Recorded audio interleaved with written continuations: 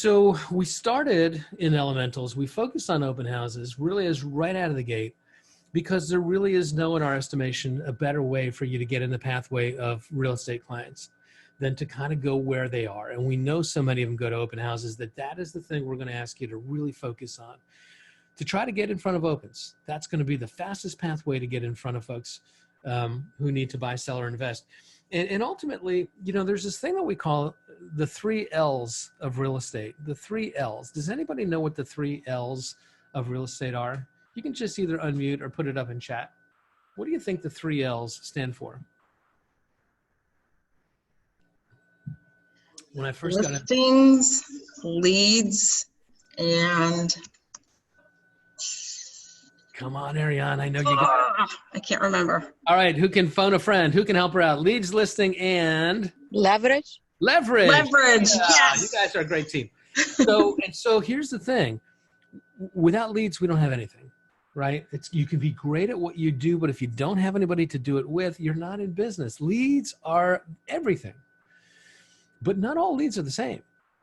You know, listing leads are far more valuable to you than buyer leads. Now, in the beginning, it's easier to get in the pathway of buyers and to get buyer leads. And I would encourage you to do it, because we've got to get some income started. And when you've got buyers in your funnel that you're working with that are qualified and ready to go, it gives you a ready-made conversation starter with potential sellers. Hey, Mr. and Mrs. Seller, I'm currently representing 5 buyers looking to buy a home in this neighborhood, and we can't find any inventory that meets their needs. Have you thought about selling your own home? If not, who do you know? Maybe somebody from the neighborhood who's told you that they might be interested in the next year, right? But the reason why listing leads are so much more valuable is because we know that the buyers are the byproduct of the listings. We know that the buyers come to us through the marketing of our listings. And so listing leads are more leveraged than any other kind, right? And so what we're always looking for is working with sellers and how to get into a good relationship with sellers and what that seller's appointment looks like. As we do in every Ignite class, we focus on this reminder that agents grow their business every day, they run their business every day, and the topic today, working with seller leads, is really about kind of what do you do now when you've got somebody who's raised their hand and says, I'm ready, willing, and able. Let's get this game going, right? That's where we're going to go today. And just as a sidebar, the 6-part Win with Sellers course starts tomorrow. I sent an email out over the weekend to everybody that I have record of in Keller Williams Bergen Partners. If you did not get my email, check your spam for starters. But if you didn't get it, then reach out to me and I'll send you the information about this class. But Win with Sellers is a 6-part series that is designed specifically to focus on your listing side business. And it's a course that comes out of KW University that we've been teaching for a while, but this has been modified. I have modified this content. I've added new relevant information to it. I've added command information into it. So even if you've taken Win with Sellers, you might want to try to take it again. And the reason why we're doing it here in August is because I believe there's a lot of other things that are dovetailing with this that will really help you with your listing business. One of those is Bold. Has anybody signed up to do the Bold experience this month? I did. All right. That was you, Emily? I did too. Yes, it starts tomorrow. All right. It starts tomorrow at 2, correct? Yes.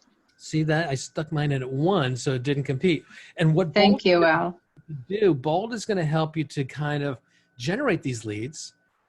And Win with Sellers is going to kind of help you to figure out what to do with them once you've got them, right? So dovetail those two together. What we know is that the housing market tends to be a little cyclical. And what we know is that generally speaking, there's a spring market and then a little bit of a quiet down in the summer and then a fall market and then a quiet down in the winter before the spring market comes again. And so typically we would expect September, right after school starts, to be the time that the fall market starts to pick back up and new inventory starts to come to the market. I will just tell you that right now, this market is all topsy-turvy because of this pandemic. And there is so much buyer demand that there's inventory that's coming on right now. I'm not sure that we're going to see any bigger spike in September than we're seeing right now. So my point is I want you to get comfortable with learning how to work with sellers, right? Okay, first thing we got to think about is this. What do sellers want out of us? Our job is to provide what the market wants, right? A business exists to provide service. And so it's really important to think about what do the customers want and not assume that we know. And I think buyers and sellers sometimes want different things from us, right? So one of the things I want to take a minute and talk about is, for starters, how do they even find us? Well, this is from the survey conducted by the National Association of Realtors, their profile of home buyers and home sellers. Every year they do this big national survey. And every year, as a member of the National Association of Realtors, you can download this data. The current year's copy of it, I believe you have to purchase, might be $25 or something like that. I don't know what it is. But once the new one is out, then the previous year's version is available for free. So 2020 is probably out now. You could probably get this 2019 one for free. But if you look at how did sellers find the agent that they worked with, what do you see? 39% referred by a friend, neighbor, or relative. The next biggest slice of the pie, 27%, they used them previously. You add those two together and you're at 66%. 2 out of 3 agents are used because they already had a relationship with the seller. Either that relationship was they used them in the past, or they were referred by a friend or a neighbor, right? This is why it's so critical to focus on your database, right? There's a lot of other things that you can do. We're going to touch on them to drive traffic. But the point is, if you work within your database, friends, family, people that know you, people that like you, people are in the position to be your advocate and to put you in front of an opportunity and combine that with the relationships that you already have, you're 2/3 done. What are some of the other things? Well, 5%, the agent prospected to them, personal contact by the agent, think prospecting telephone call, 4%, through maybe the website or found them online, 3% at open houses. And you're like, well, wait a second here. If only 3% of the people found the agent that they actually use, now we're talking sellers, why would we push open houses so hard? Well, because open houses, quite honestly, are going to put you in the pathway of buyers quicker than sellers. Some will go to the open houses to check out your marketing, to see how you conduct yourself, and to sort of do a little soft interview right there without even knowing that you're being interviewed.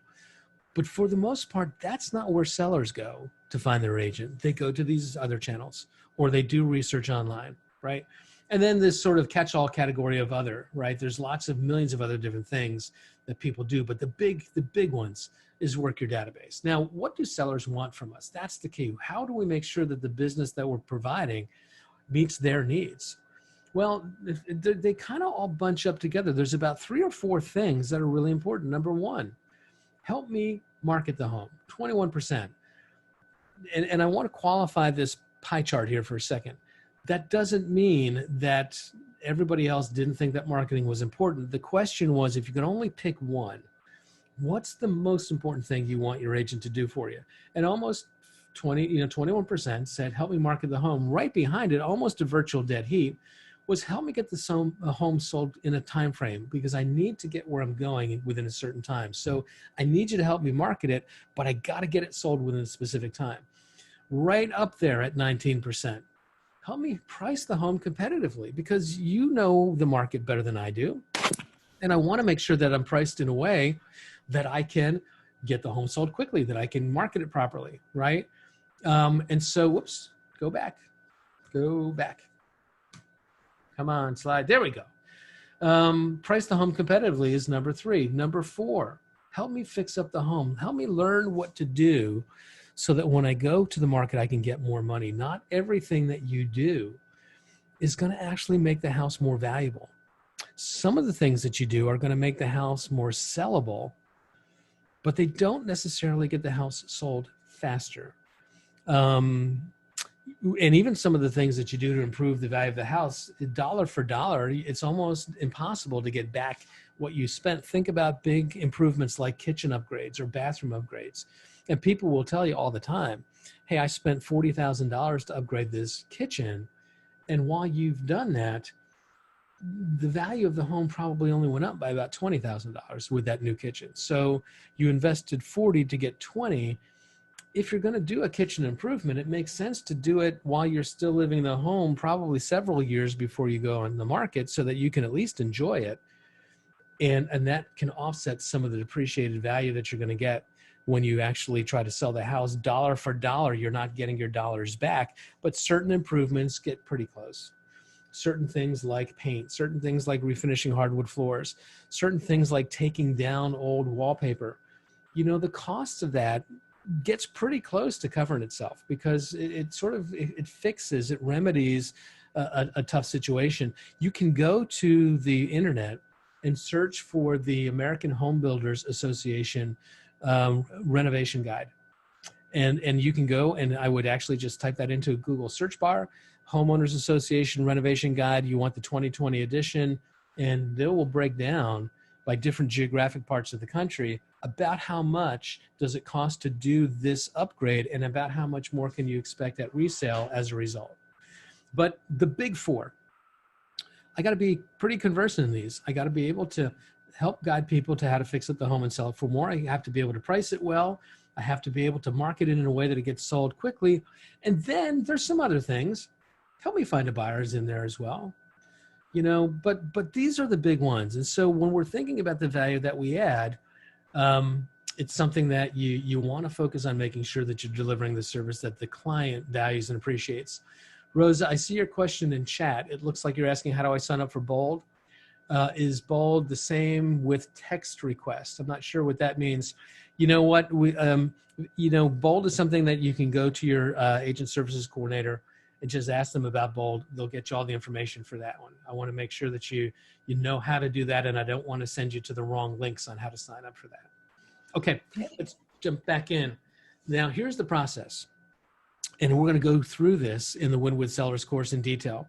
We are really big fans, before you go on a listing appointment, of qualifying them to make sure that they really are ready, willing, and able to put their house on the market. You're going to find that there may be people that are, they're ready and they're willing, but they're just not able to do it. Maybe it's an estate and there's 3 different family members that have to sign off on selling the house, and maybe one of them doesn't want to sell the house. And so you've got to navigate that first. There's Ariane put the link for Bold into the chat box. Thank you so much for doing that, Ariane. But once you've got them qualified, and tomorrow in the Win with Sellers course, we start with qualifying and converting that lead. But once you've done that, what we really are proponents of is putting together a package of information and what we call a pre-listing package. And so we do the pre-listing questionnaire, we do the qualifying, and once we determine that they're good candidates, they're ready, willing, and able to go, we're going to send a pre-listing package that sort of pre-sells you. And it talks about all the different things that you want them to know about. But when you get face-to-face, you really want to make it about them and their needs and their dreams. And so I don't want to kind of spend all the time when we're face-to-face talking about how cool I am and how great my company is. I want you to know that, and I'm going to put the testimonials and the awards that I've won and all the different market share statistics that my office or I have, and I'm going to send that out in advance and ask you to read it, because when we're together, I really want to focus on what matters to you. Where are you going? Why is it important to you? What would make this a great experience for you? All that stuff, which we'll go through in the Win with Sellers course in a very deep dive. But I don't want to be talking about me. It's like the very worst date you ever went on in your life is the date where the person at dinner just can't stop talking about themselves. It's like, shut up, dude. I don't want to hear about you anymore. And so the pre-listing package does a lot of the heavy lifting. And what you want to do is you want to prepare it. You want to think about, what are you going to put in it? What are the things that make a great pre-listing package? How are you going to deliver it to them so that it makes an impact? Are you just going to kind of save everything as a big PDF file and email it to them? I mean, you could, but that's not particularly special. Or are you going to maybe print it off and bind it and in a binder that's branded to you and have it delivered in some shape or form? I think that's better. What I used to do with my pre-listing package is I would have them about 90% customized and ready to go, so that the only things that I had to tweak specifically for that potential listing was stuff related to their neighborhood. Maybe I'm going to put in some comps to show what's currently on the market in their neighborhood and what currently sold in their neighborhood. So they have some understanding of the market before we get together, and I'll take that and I have to customize that specific to the potential listing appointment based on their own neighborhood and their own needs. But if I have it about 90% ready to go, because from package to package, the testimonials don't change. My brand doesn't change much. Why my described value proposition shouldn't really change that much. Have it ready to rock. Then all you do is you customize it and then you can get it out. And the way I chose to do it back in 2003 and 2004 and 5 was I relied on FedEx Overnight. I came out of a business environment where anything that was important was FedExed. And it was overnighted if it was really important. And I wanted to make the statement that I was taking this seriously and I was treating this like a business person and I thought it was important. And so I delivered it in that way. And it actually did make an impact, and so think about that for yourself. How are you going to do it? Sometimes people have it hand delivered. Maybe you go to the house and drop it off. Maybe you pay your kid to go drop it off. What people do now in city environments is they actually call Uber and they pay an Uber driver and they tip the Uber driver well to just drop it off and to say some nice things about you when they do it. You know what? Ariana asked me to drop this off. She said she's going to come by and see you tomorrow night. They tell me that she's really one of the best agents in town. I hope things work out well for you. That kind of a little testimonial plug, you can earn that with a little bit of a tip, but the point is get creative. And we're gonna in session 2 of the Win-Win Sellers course, we're gonna really unpack what that looks like and how that goes. Then you're gonna create your listing presentation. And I'm gonna force a language change here because a listing presentation is great. Every agent in the world learns how to do their listing presentation. This PowerPoint is a presentation.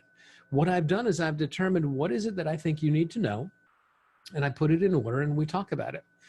But ultimately, I want your presentation book to be more of a resource tool for you when you're conducting a consultation. What we're going to teach you how to do is how to have a conversation that's really structured with certain tasks that you need to accomplish all along the way. And at times, you're going to need to have a visual prop, if you will, to kind of emphasize certain points. If I'm talking about my open house program, I may need to have that listing presentation book where I can visually show you some things about open houses. If I'm going to talk about how important it is to get your home staged, I probably should have in my presentation booklet or in my prop booklet some pictures of before and after to kind of give you a visual appreciation of why this matters. But ultimately, what I want you to learn how to move away from is a presentation book where you go from page 1 and then talk about page 2 and then talk about page 3. In the very beginning, when you're newer, that's kind of how you have to learn how to do it. You got to learn how to crawl before you can walk, and you got to learn how to stand before you walk, and you got to learn how to walk before you run. At each stage of your development as an agent, you're going to do this differently. In the very, very beginning in Ignite, what we used to do, and I do this in the New Agent Launch course, is I actually have a scripted presentation book. It's not super fancy. It doesn't have great graphics in it, but it tells you when you're talking about this topic with your seller, just read these words. We've written them out and we put them in for you. And they have a copy of that as well that doesn't have the script in it. And in the very beginning, if you had to go out today, it was your very first day and you didn't know what you were going to do, you could take that scripted presentation book, which actually exists on the Keller Williams internet site in the Ignite, first version of Ignite in the toolkit there. And I give it to anybody who wants it. If you want a copy of that, just email me. Don't put it in chat because I won't have a copy of this afterwards, but email me, I'll send it to you.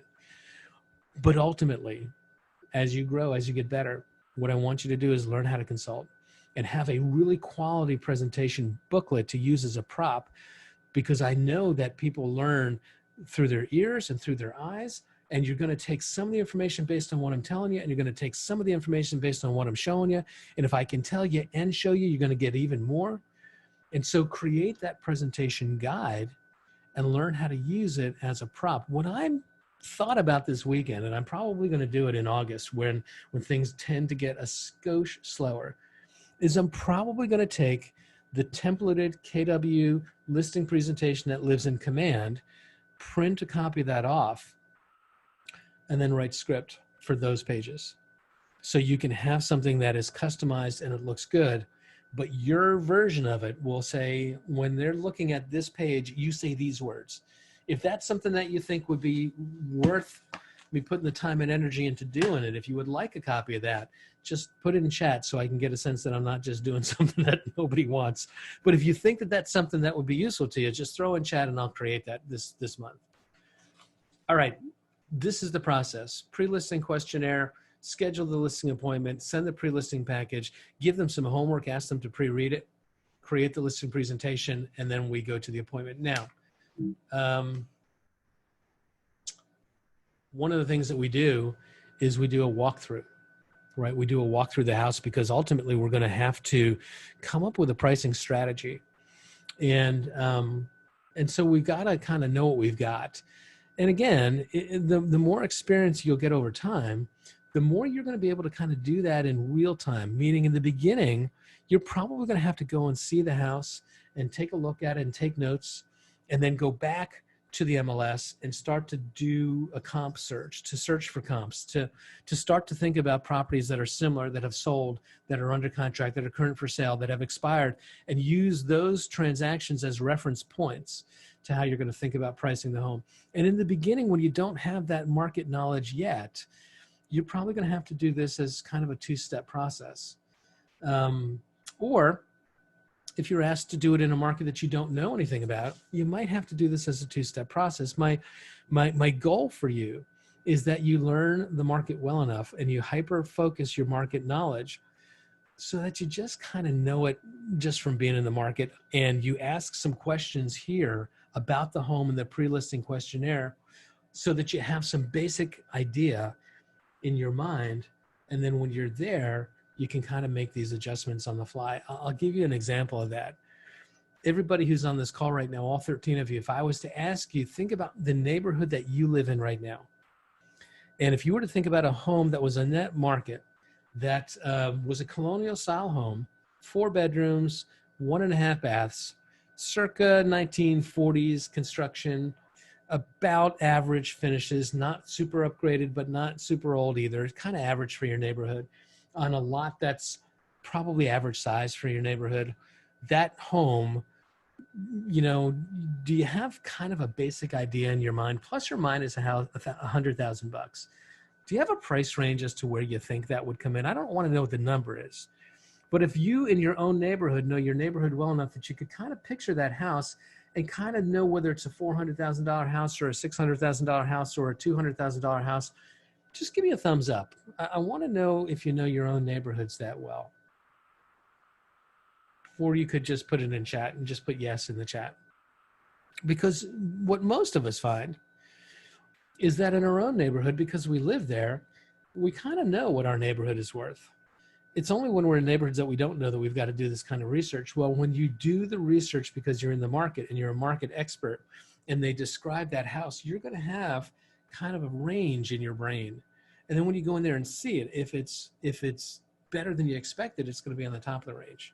If it's not as good as you expected, it's going to be on the bottom of the range. But you're going to be able to kind of price it in real time. And the benefit of doing it that way is that it just makes it so that you don't have to come back a second time. The odds are that if you're going to do this in 2 steps, there's a chance that another agent is going to get in between step 1 for you and step 2 for you. And they're going to get the listing and you're going to get shut out. So that's why we talk about previewing the inventory is so important. Just you've got to become a master of the inventory in so many ways as quickly as you can learn it, right? Now, pre-listing goals, right? In the pre-listing package, I'm going to kind of go through a couple of things here. We started to talk about some of them before. They pre-sell your value. They kind of put your value proposition and kind of give the reasons why you're the best at what you do. And it saves time. It just saves time because, you know, it can answer some of the questions through the materials you send them, so you don't have to answer them when they're there. There's a gentleman by the name of Gene Rivers. Some of you know Gene's name. He is a Mega Agent out of Tallahassee, Florida. And he's been up here for us to do some training with Bergen Partners in the last year. He's also an owner of multiple market centers. His team does about 300 to 400 units a year. And he is really well known in his marketplace. And what he does is he sends out this pre-listing package, and his script when he gets to the appointment is he says, did you have a chance to read it? And if they say yes, he asks them, are you ready to list your home? And that may be pretty presumptuous to just go, did you have a chance to take a look at the material I sent you? Are you ready to sign? But he tells you that 15 to 20% of the time, the answer is, yeah, let's do it. I'm ready. I kind of knew about you already, and the stuff that you sent me just confirmed that what I knew, and the testimonials that I read just made me feel good about it. Let's just go. Let's do it. More often than not, you're probably going to have to actually do your listing appointment, but it does a lot of the heavy lifting for you. It does pre-sell, and so it does save time. And this is the guide, right? And you can go into Command, into the design section, and there is a pre-listing package there that you can download and you can begin to customize. And it's the same with the listing presentation. There's a place for you to go into Command and find one that you can customize. And that will be the template. It looks like this. We've got two different versions of it. This is the kind of the modern version, and this is whatever. And there's videos that we've recorded on how to do this that live on the Bergen County Partners Facebook page. And if you want to play with it, if you want to jump on an office hour, I've got one at 1 o'clock today, and you want me to kind of walk you through a little bit about how to use this and to customize it for yourself, we can do that. But the point is, you want to have this. This is going to be what I call your prop book, right? I'm going to teach you a consultation model in session number 3 of the Wynwood Seller Series, which is going to be 1 week from tomorrow, where we're going to go through the consultation. But if you've got this customized and ready to go, it's great. And it focuses on them. What are your needs? What are your dreams, right? And you've got to be prepared. We're going to, at the time that you close, you've got to be prepared a little bit to handle some objections. There's going to be some objections, perhaps, that maybe they don't like the price that you've come to. We're going to teach you a method of how do you guide people into that conversation so that they pick the price that's right in the range where you want them to go. There's a skill in guiding people there, which we're going to teach you in session 3 of the Wynwood Sellers course. But there's a chance that you're going to get some objections. You may get objections about your fee. You know what, Ariana? I love everything that you said, but your fee, 6%, I don't like 6%. I want to pay you 8%. No, that's probably not going to happen. But, you know, the thing that you do hear sometimes is people say, you know what? When we got to the part where we discussed our fees, she said that her fee was 5%. I would have paid her 6, but she was the one who asked for 5. You gotta ask for what you're worth.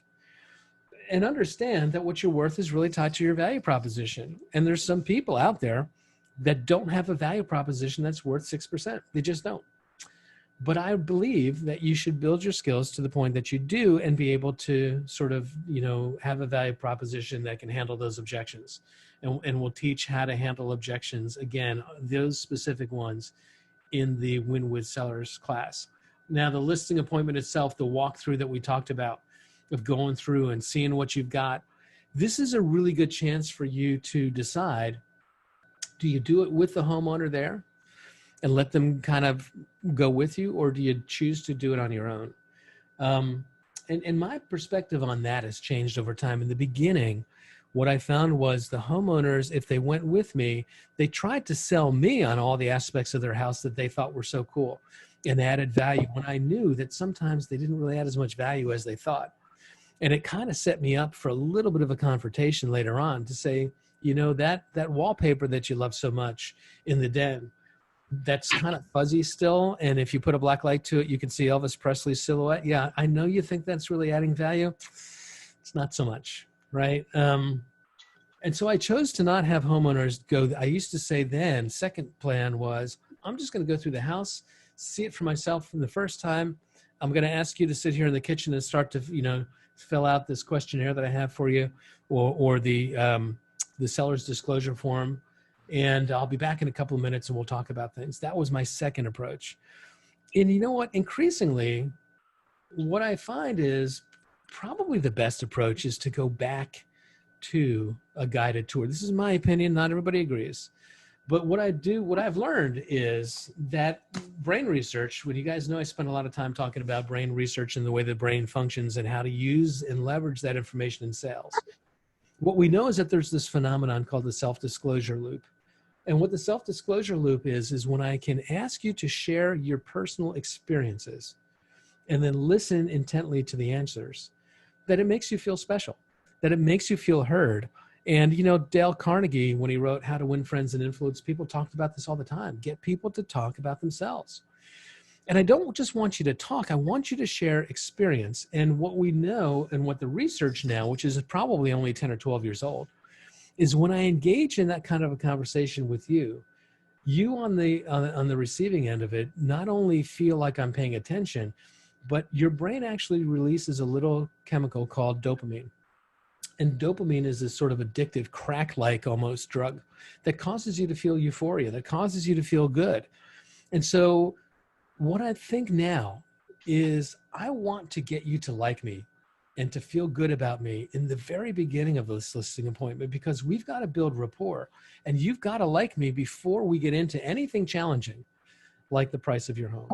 And so one of the things I'm going to do is I'm going to walk through the house and I'm going to look at it with you, but I'm not going to really allow you to tell me what you did. I don't want you to just talk. I want you to share your experiences so that I can kind of get this little dopamine drip going. I want you to go through this house with me and start to say, I don't really know what it is about talking to him that I like, but I'm kind of digging this. I'm feeling really good.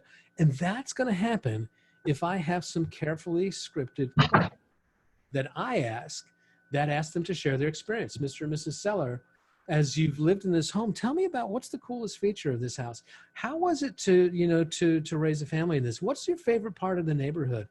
If you get them to talk about their experiences and you listen intently, that's what causes the dopamine drip. And I think it's something that really, really works well on the home walkthrough, so that before we even begin, they're already predisposed to have good feelings about you. All right.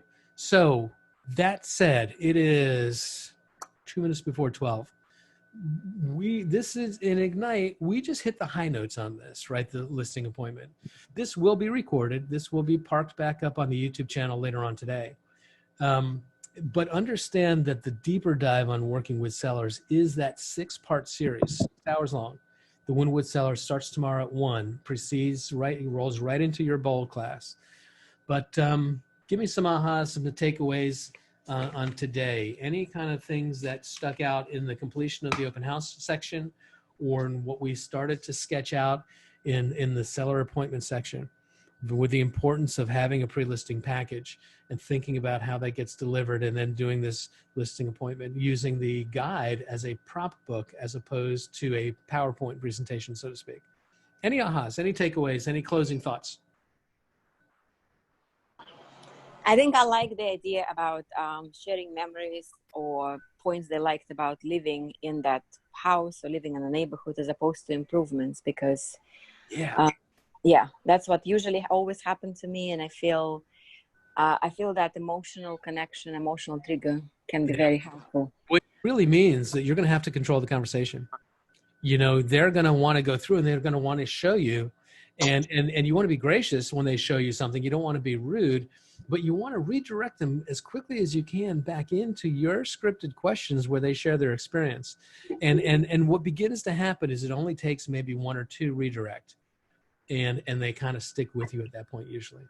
And then you can see the house yourself, right? You see what you're looking at. You know whether or not the improvement that they did adds value or doesn't add value. You can see it, right? Because you've become an expert in the market.